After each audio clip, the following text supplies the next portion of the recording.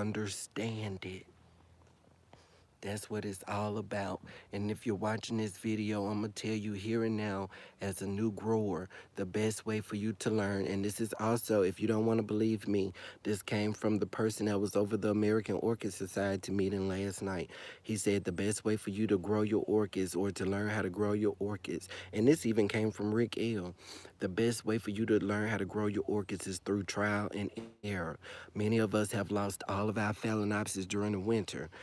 We have to find out for next year now why. Okay, we got to find out why. We talked about humidity. Now we're talking about the fertilizer, because the moss that I was using, like I said, is going to hold on to nutrients. So I do not need to give it a fast acting nitrogen release fertilizer. I needed to give it that slow release urea. I need to give it that urea nitrogen, because it's going to be a slow release, meaning that I would only fertilize my orchid and moss at the most. And this is from information reading online. This is, you will only fertilize it at least once, at the most once a month, because it's retaining it. Now, if you're growing media, if you're growing your orchids in bark, then that's when you want to use fast acting nitrogen, because first of all, the bark has fungi in it, and the fungi is it feeds off of nitrogen as well as the phalaenopsis orchid. So if you're using a orchid that's urea based, meaning that urea is going to be almost 75% of the 25% nitrogen that's in that fertilizer, most of it is going to be slow release. So that fungi is going to get it before your phalaenopsis will. And so with the moss, what it will do is accumulate salts. And if you don't have the right amount of calcium in there, it's not even going to obtain it. Okay. So, I mean, a lot of it got to do with us, how we fertilize them. But I'm going to tell you what everybody said. Trial and error is how you're going to learn how to grow your orchids. The less that you do with the Phalaenopsis orchids, the better success you will have. If you haven't seen my video, 10 ways to set back an orchid, orchids is like cancer. Meaning that everybody has it, but not everybody is going to be able to make it through it. You know what I'm saying? So those Phalaenopsis orchids, they are very temperamental, baby. They are very temperamental. And then it also, if you're using urea free versus urea, it depends on the type of water that you're using. Okay? It depends on the type of water. Are you using reverse osmosis water? Are you using tap water? Or are you using distilled water? Or rainwater? All of that is going to play into a part. Baby, when I get through with this series, all of us are going to properly know how to fertilize our orchids for each and every situation. Okay? Each and every situation. But I'll tell you the synopsis of it now.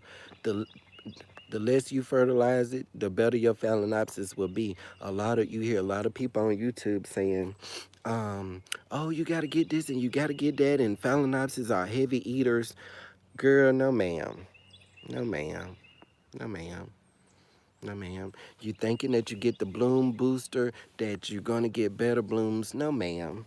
No ma'am. And y'all sitting up here saying, oh, this channel got blooms and this channel got blooms.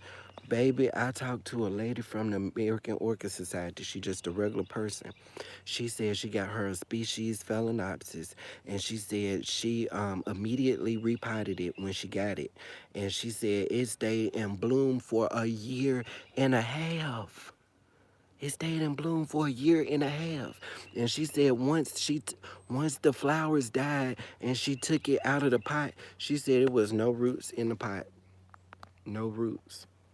So baby, don't think because your flower blooming that is good. Honey, the purpose of a Phalaenopsis orchid blooms is not to be displayed on our countertop.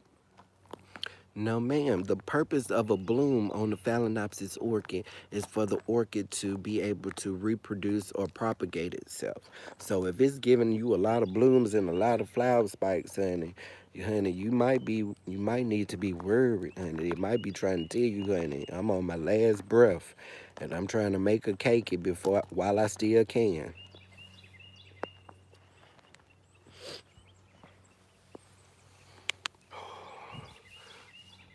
So are you guys enjoying this type of video? Are you enjoying this? Let me know. Because I don't want to be making videos just for me to go to sleep to. I want to make videos for you to go to sleep to as well. And also, since I have you here, you heard it here. Orchids for Dummies. My group does not even know this yet. But like I said, I've been listening to you people. I'm hearing you. You saying you tired of sitting through these videos. You just want the information. So with that being said, when I start doing my new videos, the beginning of the video, I'm going to give you the answer to that video. Okay, I'm gonna try to make it as short as possible. And then after that, for my Phal pals, that's when I'll do the introduction and that's when I'll break it down a little bit more. That's how we gonna do it on Orchids for Dummies, the people's channel, one-stop shop. Okay, you heard it here first now. You heard it here first.